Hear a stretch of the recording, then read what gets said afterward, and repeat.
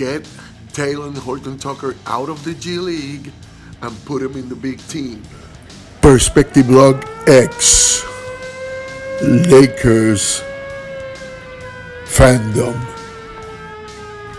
with your host E.A. Crespo. Hello, welcome to Perspective Log X, Lakers fandom. What a victory. The Lakers, the only LA team that counts, defeated the Detroit Pistons 106-99. 20 blocks. Really? 20 blocks? Wow. And it went like this. Anthony Davis had 8 blocks. JaVale McGee had 6 blocks. Avery Bradley had 1 block. And Dwight Howard had 5 blocks. And maybe a little more because they counted 2 as fouls. That I didn't see the fouls, but you know Dwight always get called for things that are questionable.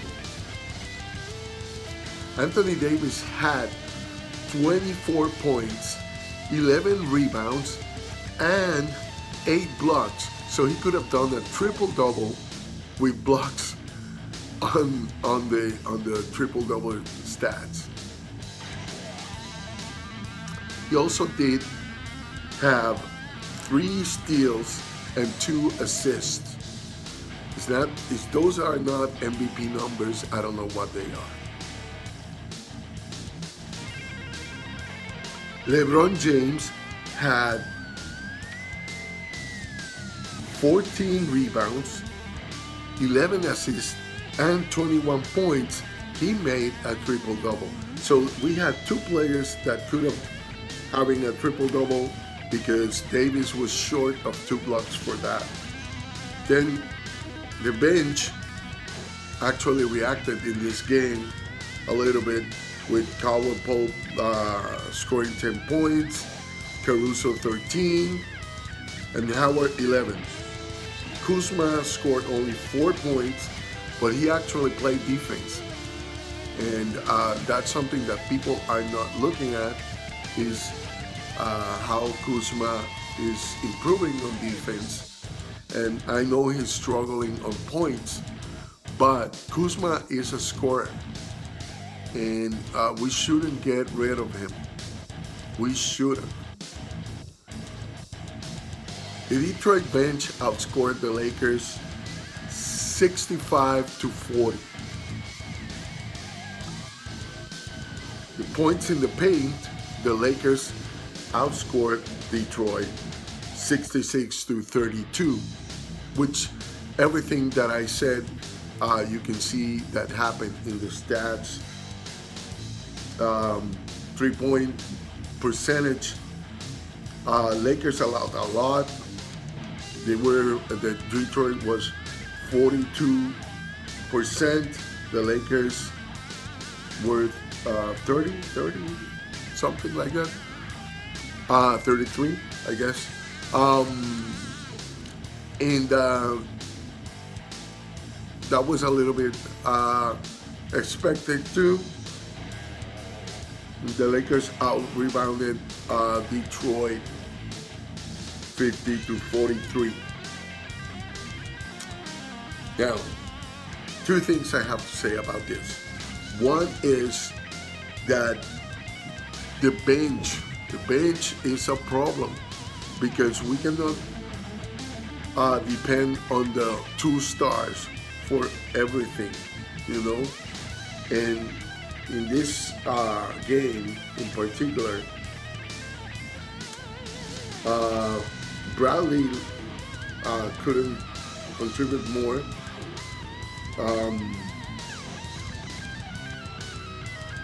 Danny Green and McGee, they put 9 and 7 points. But still, we got outscored. Detroit bench scored 65, and we 40. So we're a great team. There's no doubt about it. You can't be number one in the West and not be a great team. But there is room for improvement, and it's known already that we should have another big defender on the position number 3. But KUZMA is trying to fill that gap as a defender on the perimeter. And we also need a ball handler we can trust on the second unit. And that's important. That's really important that we got. That's why a lot of people are talking about Derek Collison. Now, I want to talk about another guy that I've been talking about for a while, and it's TALEN HORTON.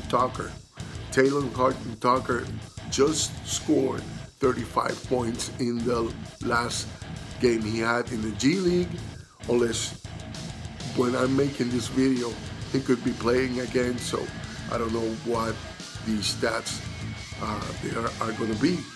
But I've been saying this guy is NBA ready for a while, and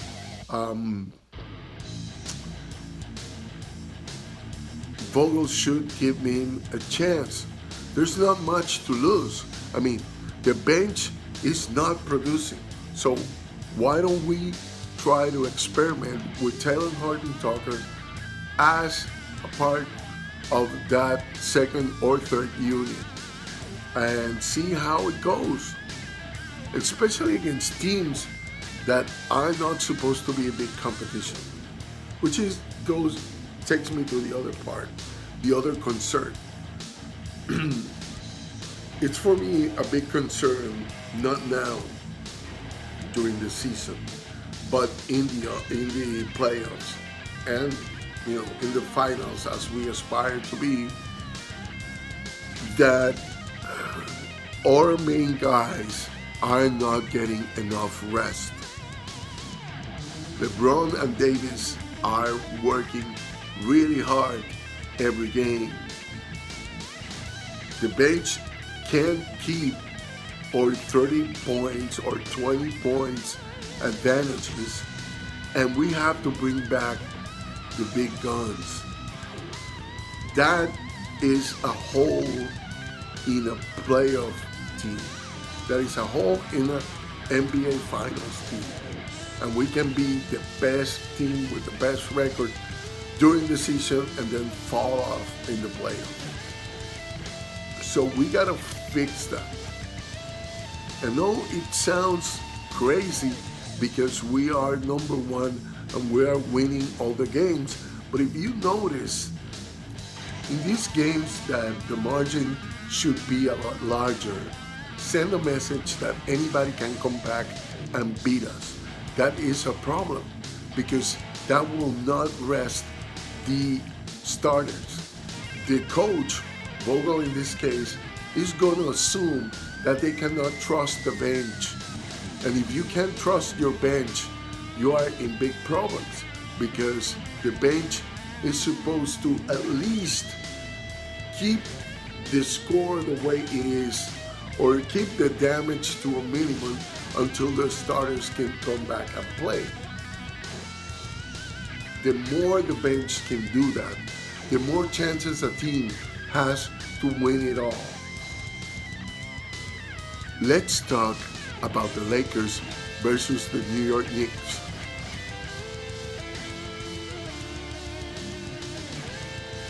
I'm not much concerned about the game between the Lakers and the Knicks. The Knicks really have been horrible this year.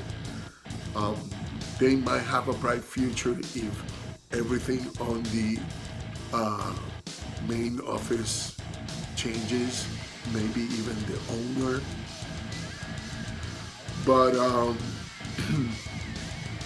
I'm gonna do the analysis. Before that, I want to say I'm concerned about the bench. I already said it. I would like at this point to put KUZMA, Dudley, KCP, and Caruso, and Dwight Howard in second unit and see what they can do together without LeBron James and Anthony Davis on the second quarter. And maybe at the end of the third quarter. And have the whole regular team playing on the first quarter of the game. Obviously, I'm not the coach.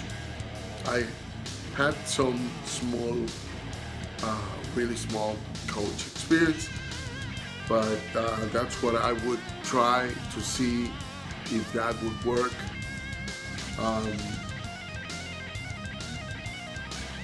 Right now, KCP and Caruso are the guys that are going to have to be around until we know what happened to Bradley.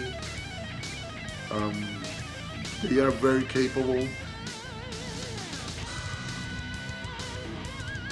And I would try Rondo on the third quarter with the whole regular team, except for rotating Caruso and KCP on the position.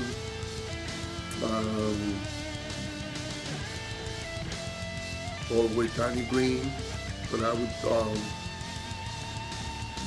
would say Danny Green for the first quarter, the end of the third quarter, and the whole fourth quarter probably. And see KUZMA, assign KUZMA to the second and third quarter and see, challenge him to score 8 points on each quarter. 8 points are 4 baskets. He just have to make 4 baskets on each quarter. That's something I would challenge him to do. And I would say, look, I like that you pass the ball, but when the play is for you, throw it. Shoot. And try to score 8 points in each quarter. And see how it goes, If the three-pointers are not getting in, try to score better percentage for you. Be comfortable scoring, but score. That's what I would try to communicate. With KUZMA, I don't know him, and I don't know Vogel, and I don't know how the interaction is. That's what I would do. All right, so let's get to the stats.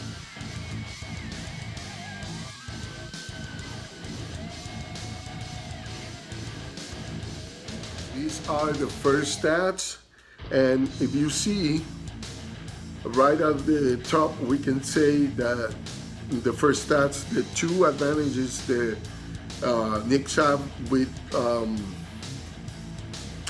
controlling the ball and rebounding. They are pretty good at controlling the ball. They don't do that many turnovers, and they rebound. This is a rebounding team, which usually if you have those 2 stats, you should have a pretty good team. Some reason, I don't know what the chemistry, I'm not watching too many Knicks games to know what is going on, but I know obviously something is really wrong because they are not controlling. Maybe it's because one of the stats says that they are 27 at scoring in the NBA.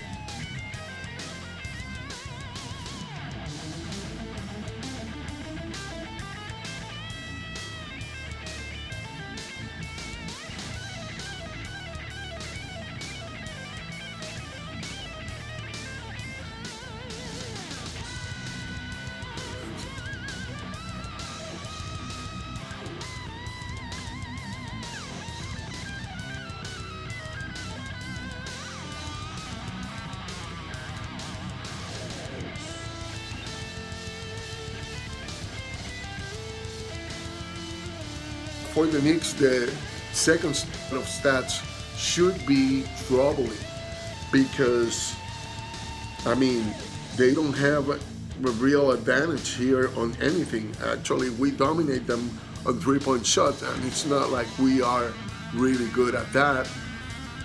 And their free throws are worse than ours too. And they are the #1 fouling team in the NBA. And that's probably another reason why they are at the basement of the standing.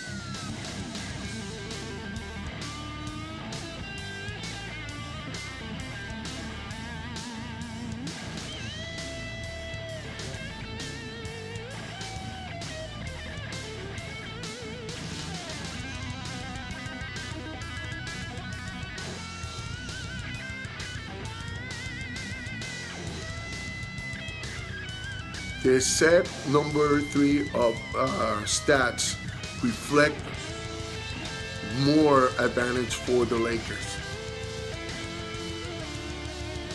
We advantage them on assists, on steals, and rebounds, and not by a little.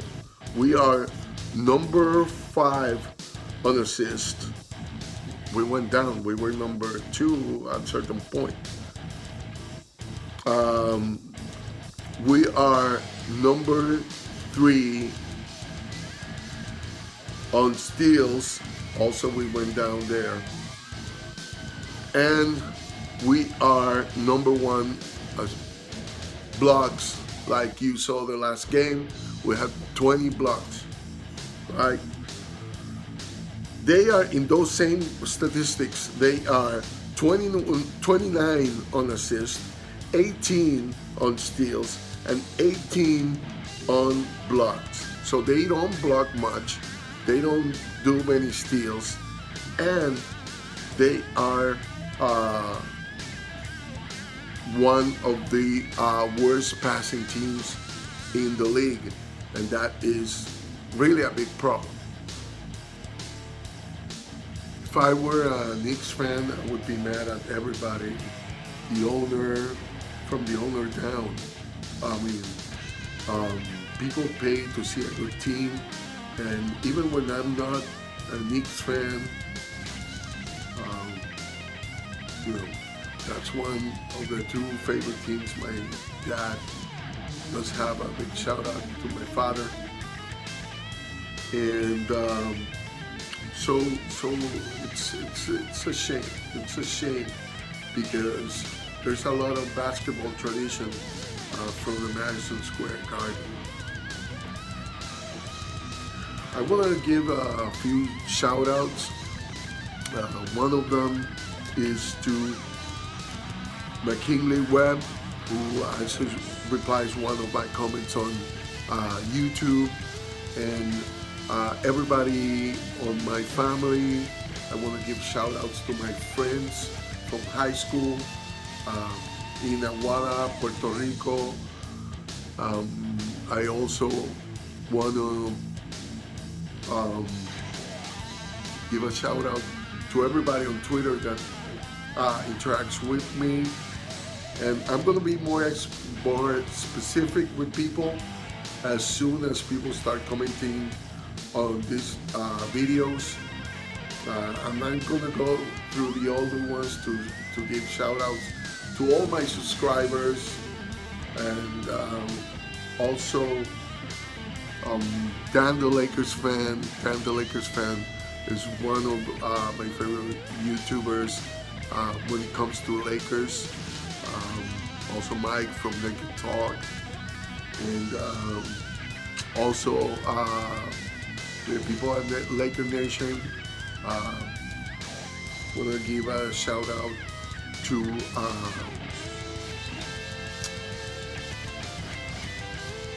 Laker Hand, and everybody from Chat Sports. And that's all for now. Let's enjoy that game, and let's hope to get some rest for our stars in this one and get some people involved. All right, so bye-bye. Let's enjoy. Go Lakers. Have fun.